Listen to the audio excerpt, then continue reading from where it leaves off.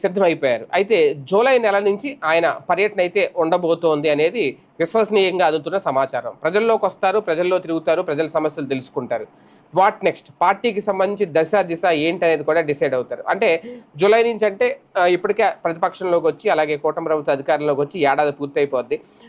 ఇక పెద్దగా సమయం ఉండదు. జగన్మోహన్ రెడ్డి మొదటి నుంచి ఆలోచిస్తున్నది ఖచ్చితంగా జమిలీ ఎన్నికలు వస్తాయనేది ఆయన ఆలోచన. 29 వరకు ఉండాల్సిన అవసరం లేదు, 28 వరకు. కేంద్రం నుంచి వస్తున్న సంకేతాలు ఏమైతే మాత్రం అలా లేవు. మరి కేంద్రం కావాలని చెప్తుందో లేదంటే నిజంగా ఆ పరిస్థితి లేదో తెలియదు.